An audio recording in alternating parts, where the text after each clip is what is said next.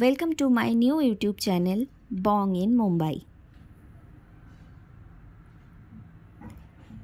আজকে হলো রবিবার আর সকাল এখন 9:45 মতো বাজে।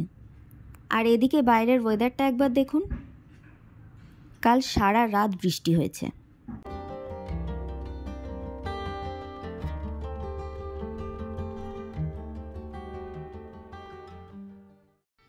ওই দেখুন, ওদিকে আবার জল জমে গেছে। আজকে হলো রথ। আপনাদের সকলকে জানাই শুভ রথযাত্রা। আজকে আমি বাড়িতে ঠাকুর স্থাপন করব। যেহেতু একা হাতে সবটা করতে হবে, তাই একটু তাড়াহুড়োর মধ্যেই আছি বলতে পারেন। এদিকে শুভ সময় নাকি 10টা অবধি, তার মধ্যে আমাকে সবটা জোগাড় করে নিতে হবে। তবে চলুন আমি চট করে স্নানটা সেরে পুজোর জোগাড়ে বসি।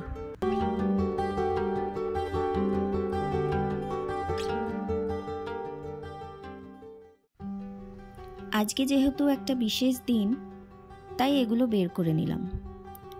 জেনারেলি এগুলো এখানে আসার পর আমার আর পড়া হয় না, কিন্তু যেহেতু আজকে একটা বাড়িতে বিশেষ দিন, তাই এগুলো পড়ে নিলাম।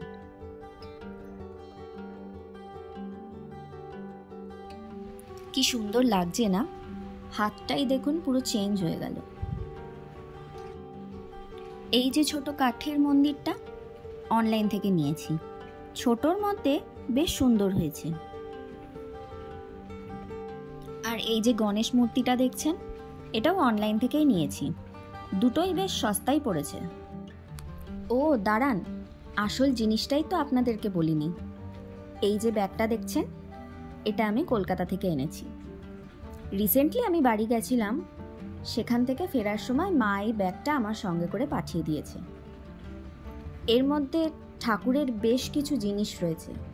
এই যেমন ধরুন ছোট ছোট বাটি, গ্লাস, থালা, কোষাকুষি, ঘণ্টা, আর আমাদের বাড়িরই পুজো করা বেশ কিছু ঠাকুর। সেগুলোই আজকে আমি আমার বাড়িতে স্থাপন করব। তবে চলুন এবার পুজোর দিকে যাওয়া যাক। এটা হলো একটা টাইলস। এটার ওপরেই আজকে সিংহাসনটা পাতবো। আসলে সিংহাসনটা দেওয়ালে লাগানো হবে ভেবেই নেওয়া হয়েছিল, কিন্তু পরে দেখলাম এটা লোক ডেকে তবেই করানো যাবে। আর আপনারা তো জানেনই, সামান্য এই ছোট্ট একটা কাজের জন্য কোনো লোকই আসতে চাইবে না। কিন্তু ঠাকুরগুলো এনেছি অনেক দিন হয়ে গেছে।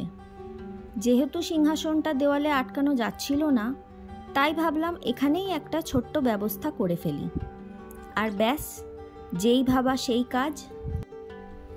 টাইলসটাকে আমি ভালো মতো ধুয়ে মুছে পরিষ্কার করেই রেখেছিলাম। এখন একটু গঙ্গা জল দিয়ে আর একবার মুছে নিলাম। তার উপরেই সিংহাসনটা পাতলাম। ওদিকে দেখলেন ঠাকুরগুলোকে স্নান করাবো বলে একটা মিশ্রণ আমি রেডি করলাম। তাতে সামান্য গঙ্গা জল, কাঁচা দুধ, টক দই, মধু এবং ঘি দিলাম। এই ঘিটা আমি শ্বশুরবাড়ি থেকেই এনেছি, বাড়িতে বানানো ঘি। বিশ্বাস করবেন না, এটার ঢাকনাটা খুললে এত অসাধারণ একটা স্মেল আসে, জাস্ট প্রাণটা জুড়িয়ে যায়। এবার একে একে সমস্ত ঠাকুরগুলোকে এইভাবেই স্নান করিয়ে মুছিয়ে আসনে বসিয়ে দেব। দেখুন, মহাদেবকে স্নান করানো থেকে শুরু করলাম। স্নানের পরে ওনার জেল্লাটাই যেন পুরো বদলে গেল।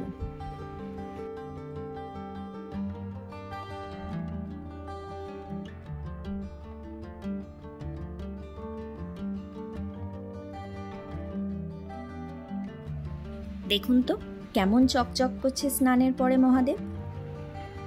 কি দারুণ লাগছে, তাই না?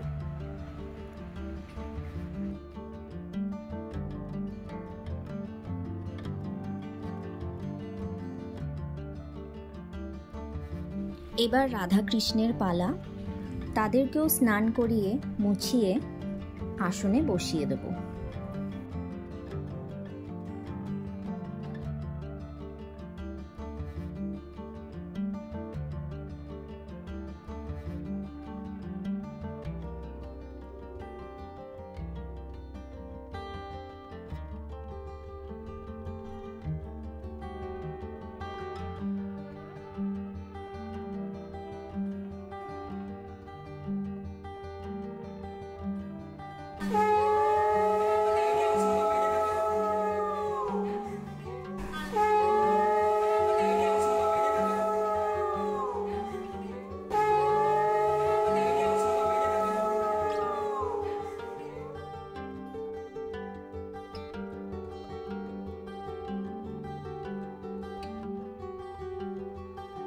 সবাইকে তাদের আসনে বসিয়ে দিয়ে সামান্য একটু জল আর প্রসাদ দিলাম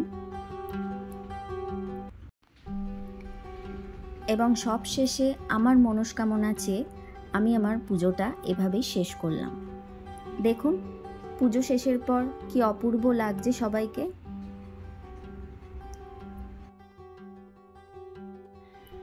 চলুন এবার একটু রান্নার ওদিকে যেতে হবে। পুজো করতে করতে অনেকটাই টাইম চলে গেছে। এদিকে আবার একটা ডেলিভারি এসছে। আসলে ঘরের অনেক কিছুই শেষ হয়ে গেছিলো, সেগুলোই আনতে হতো, কিন্তু আপনারা তো সকালেই দেখলেন কি মারাত্মক বৃষ্টিটাই না হচ্ছে, এখনও হয়েই চলেছে। তার জন্যই আর কি আমরা আর বেরোলাম না, অনলাইনে সামান্য কিছু জিনিস কিনে নিয়েছি, সেগুলোই চলে এসছে।